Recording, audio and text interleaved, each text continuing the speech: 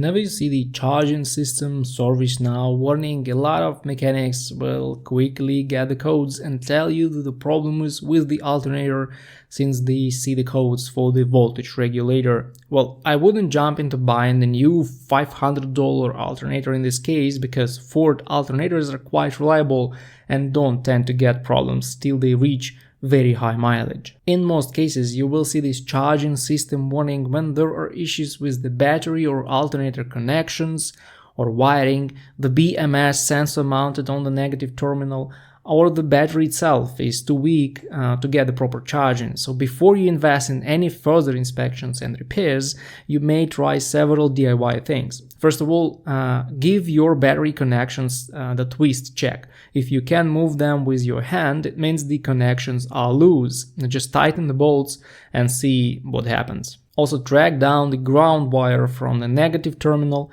It must be connected to the metal body part. If this connection is loose or corroded, you will get voltage anomalies in the system. It's a good habit to check that ground connection once a year to make sure it's good. Also, locate your alternator and make sure that all the connections are good. Try to track all the wires that are connected to the alternator. I know about cases when the wire that connects the fuse box with the alternator was broken, and this caused the charging system warning in a Ford vehicle. So the more wires you are able to track, the better. If everything looks fine, step 2 is to check the battery under load.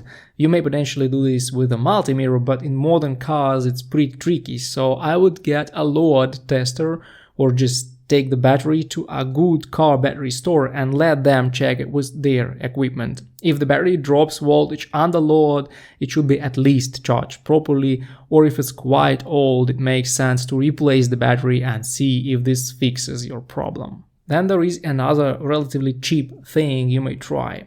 As I've already mentioned, there may be a BMS sensor located near the negative terminal on your battery. This sensor is hard to check on your own, so you may replace it because the sensors are quite often faulty.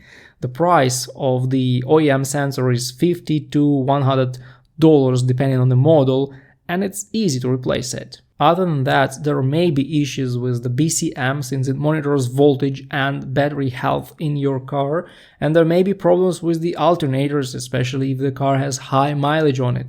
But in this case, there is nothing much you can do on your own unless you have some mechanical skills. You will need proper diagnostic equipment to locate the issue unless you could spot it while doing the diagnostics that I have described before.